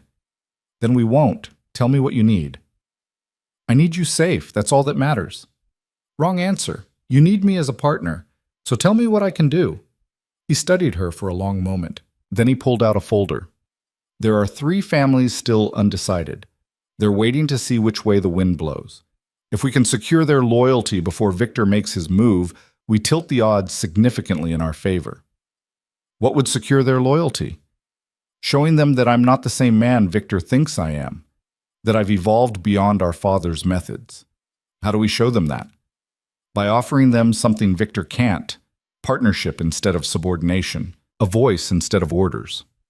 "You think that'll work?" "It's worked for 3 years, but Victor's return makes them question everything. They're wondering if I'm still strong enough to protect them." "Then we prove you are." Adrian's smile was tired but genuine. "When did you become a strategist?" "When I married one." They spent the next 6 hours crafting offers to the 3 families. Proposals that were generous without being desperate, promises backed by resources Victor couldn't match. By dawn, 2 of the 3 had accepted. The third asked for a meeting. "That's trouble," Victor said when Adrian told him. "The Kozlov family doesn't do meetings. They do ambushes." Maybe, but we don't have a choice. The meeting was set for a warehouse in the industrial district, neutral ground, supposedly. Adrian brought Victor and Diana. Lena insisted on coming despite every argument against it. "You're my wife," Adrian said. "That makes you a target Victor will use. Staying visible, staying strong, that matters. But if something goes wrong, we handle it together." They arrived to find the Kozlov family already there. 3 generations of quiet power that had survived every regime change by knowing when to bend and when to break. The patriarch, Alexei, sat in a chair that looked like a throne, his sons flanking him. "Mr. Voss," Alexei said. His accent was thick, unchanged by decades in America. "You bring your bride to business. Interesting choice. My wife is part of my business now. Anything discussed here, she hears. And if we find that unacceptable, then we're wasting each other's time." Alexei's laugh was harsh. "Your father would have shot me for less. You offer compromises. Victor says this makes you weak." Victor says a lot of things. Most of them are designed to get him what he wants, not what's true. Perhaps. But he makes good points. The organization has grown soft under your leadership. Profitable, yes, but soft. Soft means people aren't dying in the streets. Soft means law enforcement looks the other way because we're not giving them reasons to look closer. Soft means we survive long enough to actually enjoy what we've built. Pretty words. But Victor offers more. Better territories. Higher percentages. Victor offers chaos. He'll give you what you want until he doesn't need you anymore. Then he'll take it back and dare you to complain. Alexei was quiet for a moment. Then he gestured to one of his sons, who placed a folder on the table. "This is what Victor promised us. Match it, and you have our loyalty." Adrian opened the folder. His expression didn't change, but Lena saw his jaw tighten. "This is 40% above what any family gets. It's unsustainable." "Then you have your answer." "Wait." Lena stepped forward before Adrian could respond. "You're not actually considering Victor's offer. You're testing to see how desperate Adrian is." Alexei's eyes shifted to her. "Bold accusation, Mrs. Voss." "Accurate accusation. You've survived 3 regime changes by knowing when to bet on stability over chaos. Victor is chaos. Adrian is stability. The question isn't what he'll give you, it's whether he's still strong enough to protect what you already have. And you think he is." "I know he is. Because I've seen what he's willing to do to protect what matters. And whether you like it or not, your family matters to him. Victor would burn you the moment you stopped being useful." Silence stretched. Then Alexei laughed again, this time with genuine amusement. "Your father married a mouse, Adrian. You married a lioness. Interesting upgrade." "Does that mean we have your loyalty?" Adrian asked. "It means you've earned another conversation. Come to my home tomorrow. We'll discuss terms that don't insult either of us." It wasn't a commitment, but it wasn't a refusal either. They left the warehouse with Victor muttering about manipulation and Diana looking impressed despite herself. "That was reckless," Adrian said to Lena once they were in the car. "It worked. Next time, let me handle the negotiations. Next time, don't bring offers you know are insults." Victor snorted from the driver's seat. "She's got a point, sir." Adrian shot him a look but didn't argue. The meeting with Alexei the next day went smoother. Terms were discussed. Compromises reached. By the time they left, the Kozlov family had pledged their support. All 3 families were secured. "Victor's going to lose his mind when he finds out," Diana said. "Good," Adrian replied. "Let him. Angry people make mistakes." The mistake came 2 days later. Victor hit one of Adrian's warehouses, not to steal, but to send a message. He left 3 bodies and a note that said simply, "Time's up." Adrian read the note, his expression carved from ice. He wants war. Let's give it to him. The next 72 hours were brutal. Victor struck first, hitting another warehouse and 2 businesses that fronted legitimate operations. Adrian retaliated by cutting off Victor's supply lines and bribing away half his men. People died. Not civilians, thankfully, but soldiers on both sides. The city's underworld tensed, waiting to see which brother would break first. Lena watched it all from the relative safety of Adrian's home, feeling useless. She wanted to help, wanted to do something other than wait for news that Adrian had been hurt or killed. The breaking point came when Victor made his biggest mistake. He went after their father's grave. Adrian got the call at 3 in the morning. By the time they arrived at the cemetery, Victor was waiting. No guards this time. Just the two brothers and a desecrated headstone. Seemed fitting, Victor said, since he's the reason we're here. He's dead. Leave him out of this. He's the one who started it, choosing you over me, legitimizing a bastard while his real son got nothing. You got everything. You just couldn't hold on to it. Because the old families poisoned him against me, made him think I was too volatile, too dangerous. They wanted someone they could control, someone weak. I'm not weak. Prove it. Right here, right now. No guards, no guns. Just you and me, the way it should have been 3 years ago. Adrian looked at the grave, at his brother, at the city stretched out below them. Then he shrugged off his jacket. Adrian, no, Lena said. She'd followed despite Victor's protests, had insisted on being there. It's the only way this ends, Adrian said quietly. One of us has to yield. He'll kill you. Maybe. But if I don't try, he'll kill everyone else first. The brothers faced each other in the dim light of the cemetery. For a moment, neither moved. Then Victor lunged. The fight was vicious. No technique, no elegance, just two men trying to hurt each other as badly as possible. They crashed through gravestones, fists connecting with bone, blood flowing from split skin. Lena watched in horror as Adrian took a hit that dropped him to his knees. Victor moved in for what looked like a killing blow. Adrian surged up, catching Victor in the ribs, using his momentum against him. They went down in a tangle of limbs. When they separated, both were bleeding, both were exhausted. Yield, Adrian gasped. Never. Then this keeps going until one of us is dead. Fine by me. They clashed again. This time, Adrian got Victor in a hold that could have broken his neck, could have ended it. He didn't. Walk away, Adrian said. Take what money you have left and disappear. I won't chase you, won't hunt you. Just go. And let you win? Nobody's winning here, Victor. We're just destroying each other. For a moment, something almost human flickered in Victor's eyes. Then it died. I'd rather die than give you the satisfaction. He twisted, breaking Adrian's hold at the cost of his own shoulder dislocating. The scream he made was inhuman, but he was free. He reached for something in his jacket. A gun. So much for no weapons. Adrian moved, but he was tired, hurt, not fast enough. The shot rang out. Victor dropped. Lena stood 10 feet away, Diana's gun in her shaking hands. She'd grabbed it when Diana wasn't looking, had been holding it the entire fight, praying she wouldn't need to use it. But when Victor had drawn his weapon, when she'd seen Adrian's death in his eyes, her body had moved on instinct. The shot had taken Victor in the shoulder. Not fatal, but enough to end the fight. Adrian stared at her, then at Victor, writhing on the ground. It's over, Adrian said to his brother. You're done. Victor laughed through his pain. You think this ends it? My people will... Your people are gone. They chose survival over loyalty the moment you started losing. Right now, they're either dead, arrested, or working for me.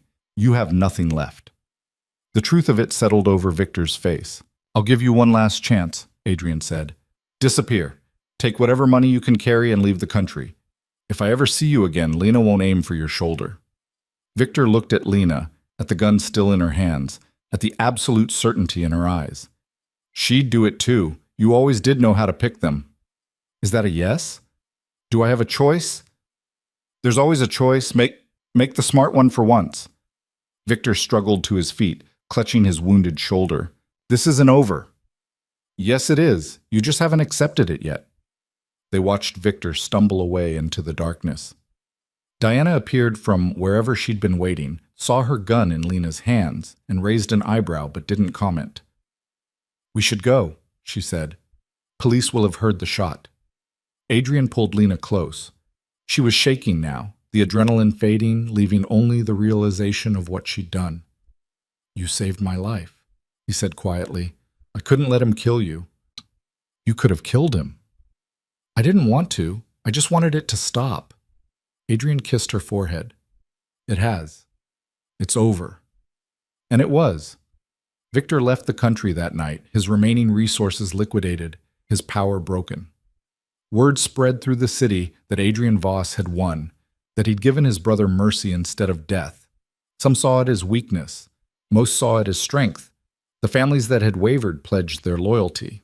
The ones that had chosen Victor came crawling back, begging for forgiveness. Adrian gave it to some. The others learned what happened when mercy ran out. Lena spent days processing what she'd done. She'd shot a man, wounded him badly. The gun had felt so heavy in her hands, and then so light. "Does it get easier?" she asked Adrian one night. "The violence?" "No. If it did, I'd be Victor." "How do you live with it?" "By remembering why I do it, who I'm protecting, what I'm building." He pulled her closer. "You're a part of that now. My reason, my conscience, the thing that keeps me from becoming him." "That's a lot of pressure." "You can handle it. You already have." She supposed she had. The woman who'd begged a stranger for help outside a cafe felt like someone from another life. That Lena had been invisible, afraid, certain the world had nothing better to offer. This Lena had married a crime boss, survived assassination attempts, and shot a man to save her husband's life. She didn't know if that made her stronger or just different, but she knew she wasn't going back. The nightmares started 2 weeks after Victor left. Lena would wake gasping, the weight of Diana's gun still phantom-heavy in her hands, the sound of the gunshot echoing in her ears. Adrian held her through them, didn't ask questions, just kept her grounded until her breathing evened out. "It'll pass," he said one morning after a particularly bad night. "How do you know?" "Because you're stronger than the guilt. You did what you had to do. Eventually, your brain will accept that. And if it doesn't, then we deal with it together." Simple words, but they helped. The city settled into an uneasy peace. Victor's departure left a power vacuum that Adrian filled methodically, carefully, making sure every family understood the new order. Some territories got redistributed, some captains got promoted. A few who'd been too eager to side with Victor found themselves suddenly unemployed, if they were lucky. Lena learned the rhythms of Adrian's world, the early morning meetings, the late-night calls, the constant calculus of loyalty and threat. She sat in on negotiations now, not speaking much but watching, learning. The families who'd initially dismissed her as decoration started treating her with wary respect after word spread about what happened in the cemetery. "They're afraid of you," Diana said one afternoon. They were having coffee, an unlikely friendship that had formed in the aftermath of violence. Some of them more than they fear Adrian. "That's ridiculous. I shot someone once. Adrian's built an entire career on being dangerous." "Adrian's danger is predictable, calculated. You're an unknown variable. That scares people more than they'd admit." Lena wasn't sure how she felt about that. Being feared was different than being invisible, but she wasn't convinced it was better. 3 months after the cemetery, Adrian came home with news that changed everything. "I'm closing the trafficking operations," he said over dinner. Lena set down her fork. "What?" "All of them. The girls Victor was running through the port, the labor camps, everything. I'm shutting it down." "Won't that cost you?" "Millions, maybe tens of millions. But I can't—" He stopped, choosing his words carefully. "I can't look at you and pretend that business is acceptable anymore." Victor was right about one thing. "I've been turning a blind eye to operations I knew were wrong because they were profitable. That ends now. The families won't like it. The families will adjust. I'm not asking permission." "What about the people? The ones being trafficked?" "I'm working with someone, a federal agent who's been trying to bring down these operations for years. We're going to make a deal. I give them Victor's entire network, everything he built, everyone he worked with. In exchange, immunity for my organization on anything not directly related to trafficking." Lena stared at him. "You're making a deal with the feds." "I'm making a deal that might actually save lives. Is that a problem?" "No, it's just not what I expected." "Good. I'm tired of being predictable." The deal took 6 weeks to negotiate.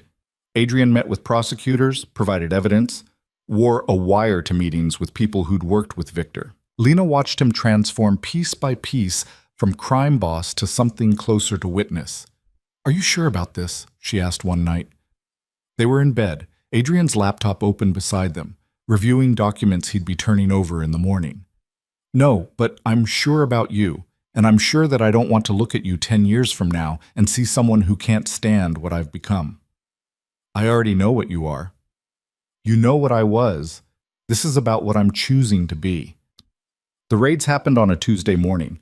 Coordinated strikes across the city, federal agents hitting every location Adrian had identified. By noon, 37 people were under arrest. By evening, the news was calling it the largest human trafficking bust in the state's history. Adrian's name never appeared in any of the reports. How does it feel? Lena asked, watching the news coverage. Like I just burned down half my empire to save the other half. Worth it? Ask me in a year. The families were furious. Two of them demanded meetings, wanted explanations for why their revenue streams had been severed. Adrian gave them the same answer he'd given Lena. I'm done with that business. Anyone who wants to continue it can do so without my protection. See how long you last. It was a calculated risk. Some families might splinter off, might try to rebuild what Victor had created, but most were too invested in Adrian's protection to walk away over one revenue stream, no matter how profitable. Alexei Kozlov was the first to publicly support the decision. The trafficking was always going to bring heat we didn't need, he said at a meeting of the major families. Better to cut it now while we can negotiate terms than wait for the feds to do it for us. Others grudgingly agreed. A few didn't. Those families found themselves slowly frozen out, their territories reassigned, their power diminishing. By 6 months after Victor's exile, the organization had restructured entirely. Leaner, more focused, arguably more legitimate than it had been in decades. Your father would be turning in his grave, Victor said one day. He was smiling when he said it. Good. Let him spin. The changes weren't just professional. Adrian started pulling back from the day-to-day operations, delegating more to his captains, spending less time on violence and more on strategy. He bought a second house outside the city, something with land, with space, with rooms that weren't designed for conducting business. What's this for? Lena asked when he first showed it to her. The future. Assuming we have one. Why wouldn't we? Because this life doesn't usually come with happy endings, but I thought we should try for one anyway.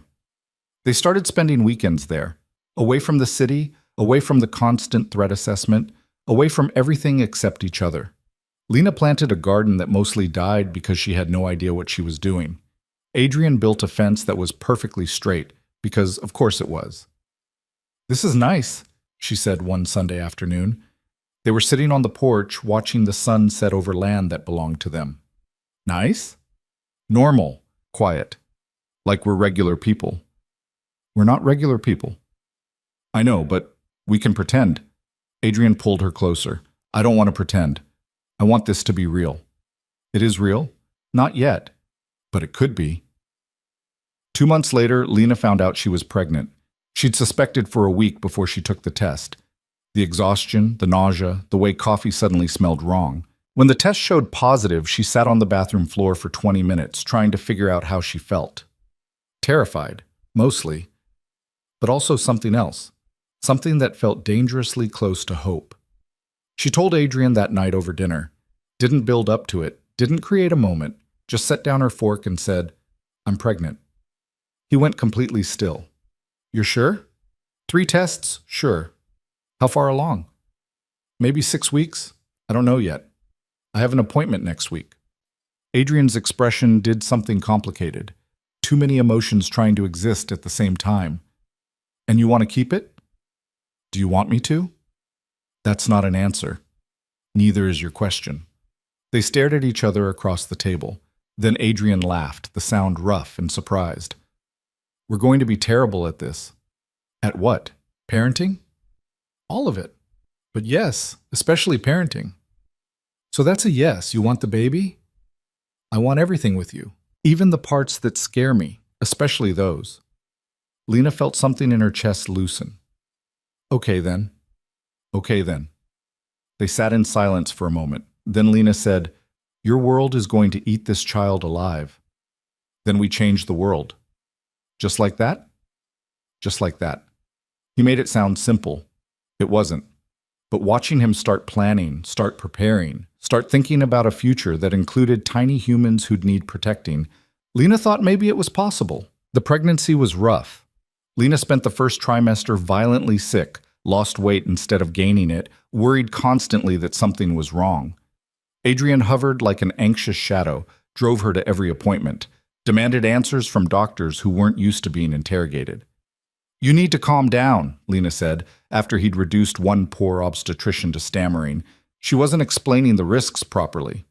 She was trying to reassure us that everything's fine. Fine isn't good enough. I need to know everything that could go wrong so I can prevent it. You can't prevent biology, Adrian. Watch me. He couldn't, of course, but he tried. Hired the best doctors, set up the house with equipment that belonged in a hospital, created contingency plans for scenarios that had a 1 in a million chance of happening.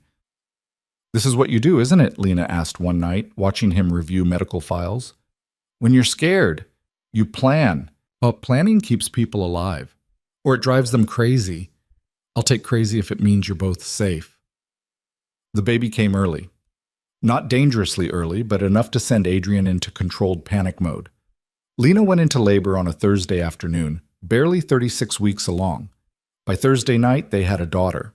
Small, angry, with a set of lungs that suggested she'd inherited her father's force of will. The nurses cleaned her up, checked her over, declared her healthy despite the early arrival.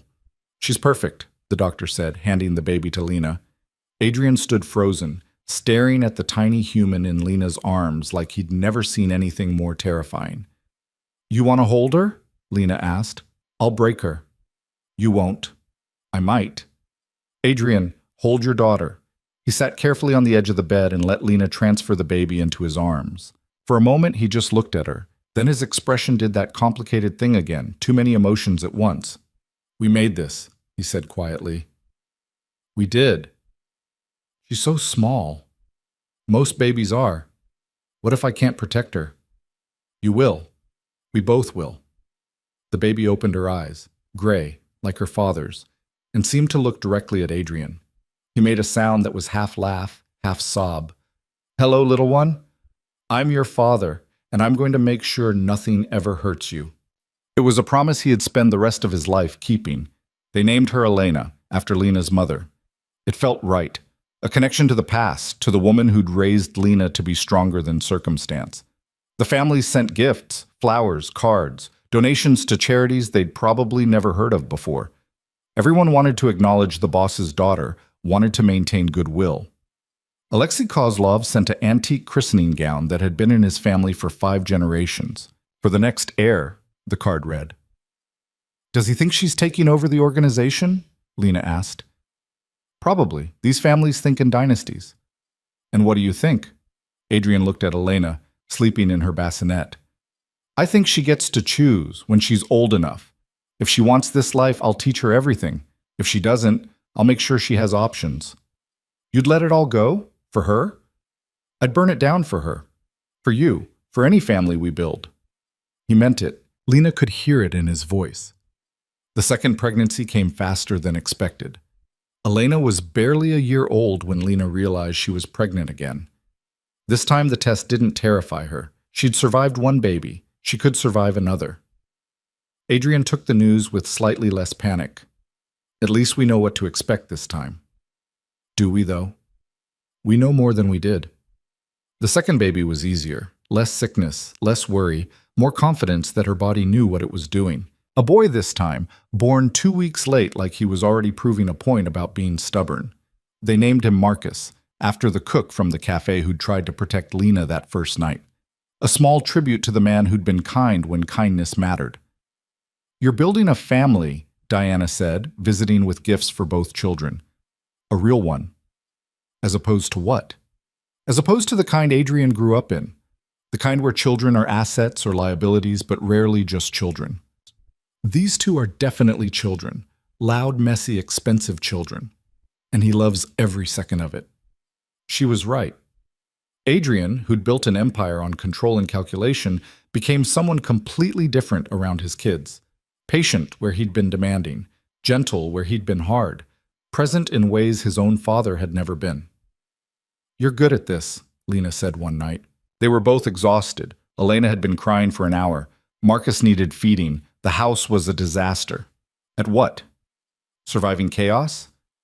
At being a father. "I'm making it up as I go." "Aren't we all?" He kissed her forehead. Thank you. For what? For giving me this. For believing I could be something other than what I was. You gave me the same thing. It was true. The scared waitress who'd begged a stranger for help felt like someone from a different life. That woman had been small, invisible, certain she'd never matter to anyone. This woman had built a life that mattered, had a husband who'd restructured his entire empire to be worthy of her, had children who'd grow up knowing they were loved, protected, chosen. The organization continued to evolve.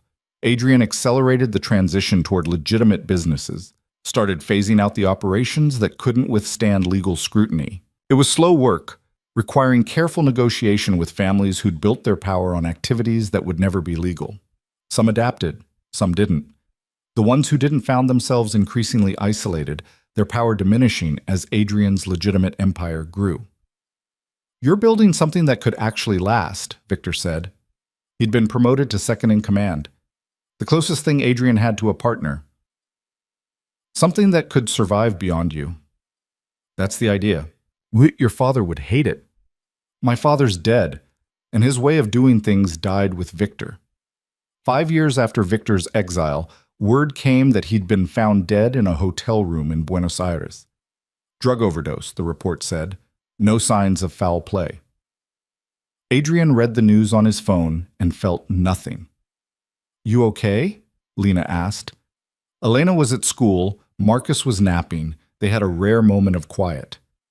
He was already dead to me. This just makes it official. No guilt? Should there be? I don't know. He was your brother. He was a monster who happened to share my blood. The world's better without him. It was harsh, but it was also true.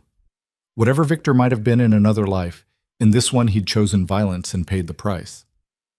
The funeral was small. Just Adrian and Lena standing at a grave in a city they'd never visited, saying goodbye to a man who'd never learned when to stop fighting. Do you think he regretted it? Lena asked. At the end? I think he regretted getting caught. That's not the same thing. They flew home that night. Elena ran to hug Adrian the moment they walked in, Marcus toddling behind her. Adrian swept them both up, held them close, and Lena saw the exact moment he let go of whatever ghost Victor had been. The past was done. The future was now. Years blurred together after that.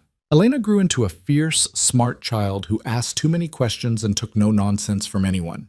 Marcus was quieter, more thoughtful, but with a stubborn streak that rivaled his father's. They learned about their father's business gradually, age-appropriately. Adrian never lied about what he'd done, but he was careful about how much truth they could handle. Did you hurt people? Elena asked when she was 9. Yes. Were they bad people? Some of them, not all. Do you still hurt people? Not if I can help it. She'd thought about this for a long moment. Good. Hurting people is wrong. Usually yes, but protecting people you love sometimes means doing wrong things for the right reasons. That's complicated. Most important things are. By the time Elena was 12 and Marcus was 10, the organization had transformed almost entirely. Most of the revenue came from legitimate sources now, real estate, investments, businesses that could withstand audits. The illegal operations that remained were small, contained, carefully managed. Adrian had done what he'd promised, changed the world his children would inherit. Lena watched him at a meeting one day, negotiating a deal that was completely legal, completely above board, and felt something like pride. This man who'd threatened to kill for her had learned to build instead of destroy. You did it, she said that night. Did what? Became someone new, someone better. I became someone worthy of you. There's a difference. Is there? Yes, because I'm still me, still capable of the things I've done. I just choose differently now. Because of me? Because of us. All of us. He pulled her close, and Lena rested her head on his chest, listening to his heartbeat. Steady, strong, alive. They'd survived when survival seemed impossible, built something when destruction seemed inevitable, found love in a world that didn't believe in it. On their 10th anniversary, Adrian took Lena back to the cafe where they'd met. It had closed years ago, replaced by a coffee chain that didn't know its own history. But they stood outside anyway, looking at the spot where a scared waitress had made a desperate choice. Do you regret it? Adrian asked. Any of it? Ask me something harder. I'm serious. Lena turned to face him. 10 years had added lines to his face, silver to his hair, but his eyes were the same. That winter gray that had seen too much but still chose to see her. I regret the people who died, the violence that didn't need to happen, the fear that comes with loving someone in your world. But do I regret choosing you, choosing this life? Never. Even knowing everything you know now, especially knowing everything I know now.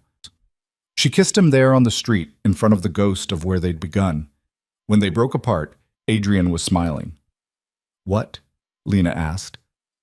Just thinking about that night, how terrified you were, how certain I was that getting involved with you was a mistake. Was it? Best mistake I ever made. They walked back to the car hand in hand. Tomorrow, there'd be meetings, negotiations, the constant balance of power that defined their world. Elena had a soccer game. Marcus had a piano recital. The organization needed attention. The future needed planning. But tonight, they had this. The two of them, still standing, still fighting, still choosing each other every single day. In the end, that was all that mattered. Not the empire they'd built or the enemies they'd defeated, not the money or the power or the fear they commanded. Just two people who'd found each other in the darkness and decided that the light they created together was worth protecting. Lena Park had walked into a bar terrified and alone, begging a stranger for help. She'd found safety, found love, found a life she'd never imagined possible. And Adrian Voss, who'd thought he was incapable of caring about anything beyond power, had found someone worth being better for. They weren't perfect. Their world wasn't clean. The things they'd done couldn't be undone. The choices they'd made couldn't be unmade. But they were alive. They were together. And in a world that had tried so hard to break them both, that was its own kind of victory. The kind worth fighting for. The kind worth everything.